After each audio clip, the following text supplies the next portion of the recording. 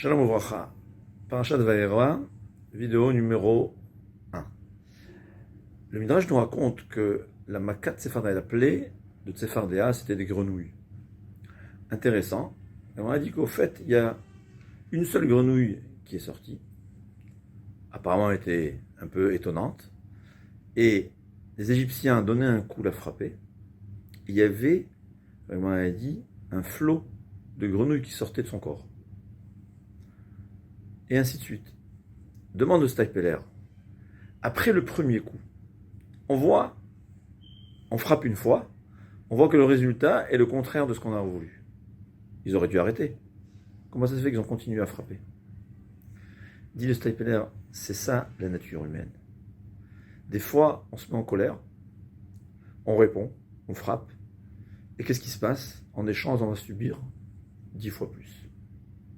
Des fois, notre orgueil, à cause de notre orgueil, on va répondre, on va riposter, et qu'est-ce qu'on va gagner en fin de compte? Encore plus de honte. C'est la nature humaine.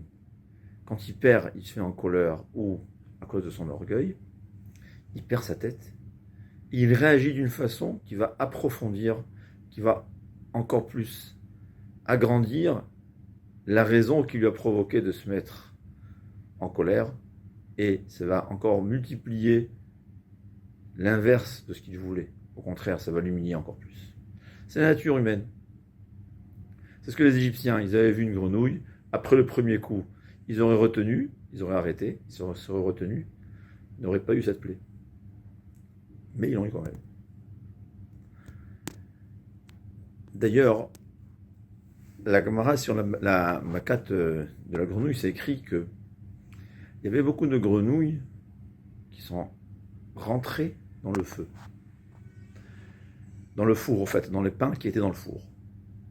Et en réalité, c'est ces grenouilles-là qui ensuite, à la fin de la plaie, toutes les grenouilles sont mortes, sauf ces grenouilles qui sont restées vivantes.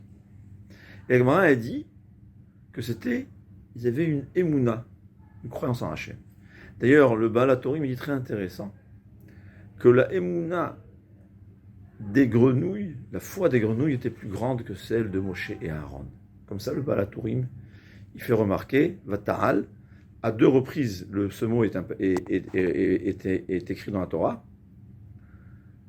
pour nous dire, les grenouilles avaient une foi, mais pas Moshe et Aaron, chas v'shalom, évidemment à leur niveau. J'ai entendu de Rav Shalom Cohen, le Rosh Hashiva de Porat Yosef, le dirigeant ici en Eretz, le manhig, le dirigeant des religieux, surtout des séfarades, il dit très intéressant. Il dit, quand Moshe Rabbeinu, il a dit à Paro que les grenouilles vont rentrer dans ton four. Paro lui a dit Amen, au contraire, tant mieux. Parce que qu'est-ce qui va se passer normalement quand une grenouille elle rentre dans son feu, dans le four, elle va brûler. Et donc au fait, aux yeux de Pharaon, si réellement les grenouilles rentraient dans le four, ça aurait été une preuve que cette plaie-là, ça ne vient pas d'Akadosh Baruch. C'est quelque chose par hasard, une drôle de nature. Et les grenouilles elles-mêmes, dans leur peu d'intelligence qu'elles avaient, parce que le Ramchal dit que même les animaux, ils ont certaine intelligence qui est selon leur nature, elles ne savaient pas qu'elle allait survivre. Donc au fait, quand elles ont reçu l'ordre d'Hachem, rentrer dans les fours, la majorité des grenouilles, elles se sont dit à quoi ça sert. Mais il y avait celles qui avaient la foi en Hachem, que si Hachem nous donne un ordre, on rentre dedans. Et au fait, qu'est-ce qui s'est passé? Le plus grand kiddush Hachem qu'il y a eu, la sanctification du nom d'Hachem, c'était en plus dans les grenouilles qui sont rentrées dans le four. C'est vrai que toutes les autres grenouilles, il y avait une sanctification du nom d'Hachem. Mais celles qui sont rentrées dans le four et sont restées vivantes et ne sont pas brûlées, le nes était encore plus grand.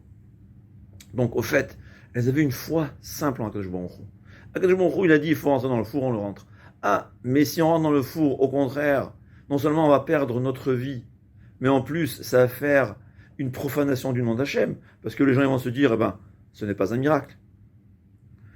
Mais quand même, on suit ce que Akadosh Baruch Hu dit. Un des Midrashim dit que Moshe et Aaron, pourquoi ils n'ont pas frappé? C'est-à-dire Hachem leur avait dit de parler à la pierre, et au lieu de parler, ils ont frappé.